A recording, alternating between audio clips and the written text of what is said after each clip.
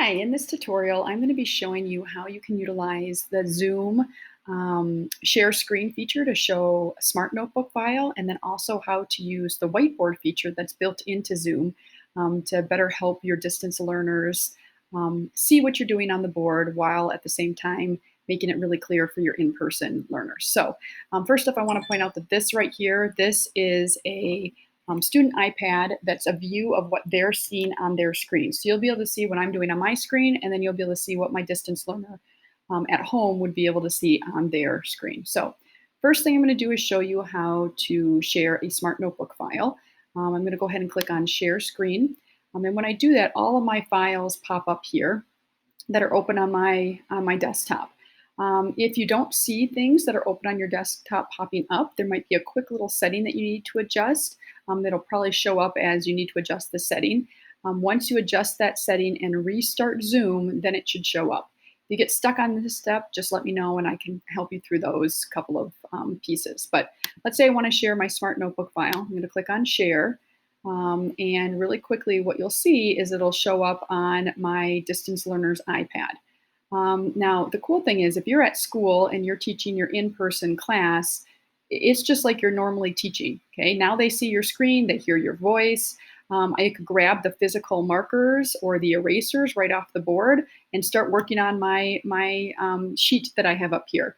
You'll see if I write, whatever I write, they see on their screen. If I erase something, using the eraser, they see that too. And it's super clear, much more clear than if we were aiming an iPad at the whiteboard and they were trying to watch what we were doing. So Smart Notebook is a great tool. You can just use your board and teach like you normally would, but you're making it super clear for both your distance learners and your in-person kids. So when you were done with sharing it, all you would have to do is click Stop Sharing. And you'll see that it pops back to my Zoom and I can see all of my kids showing up again on my Zoom meeting. Now, the other option is actually using the whiteboard feature that's built into Zoom. So if I click on Share Screen, I can click on Whiteboard. And when I do this, it comes up with a different type of whiteboard, but very similar to Smart Notebook. You could actually, if you were at school using your Smart board, you could actually just use your finger and click on these and open up what you want and then use your finger to go ahead and write, and it would work great. So if I was doing a problem again, you can see that the kids are seeing the exact same thing on their end. I could have another student come up and do the work. All of those things I erase, they can see that as well. And the tool works just as good as Smart Notebook. I can't bring things into it like I could in Smart Notebook, but I can, if I'm just doing a quick math problem on the board and I don't need an elaborate setup, really quick and easy, and your kids are going to see everything you're doing a lot better than if you just have a camera aimed at it. So that is how you utilize the Zoom whiteboard feature. If you choose, I'm going to go ahead and close this really quick. I'm going to stop sharing when I'm done. If you would choose to use the Zoom whiteboard feature, there is one setting that you want to make sure you have set, and I'm just going to show you that really quick in your Zoom preferences.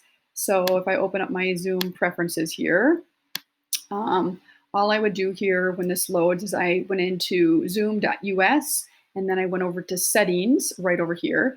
And in your settings, you just want to confirm, if I scroll all the way down, there's a setting for the whiteboard feature.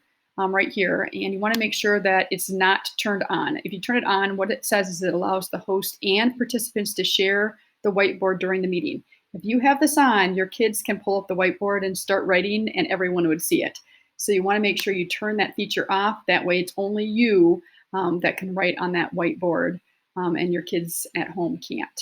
So this concludes my tutorial on how to utilize Smart Notebook and how to use the whiteboard features in Zoom. Thank you.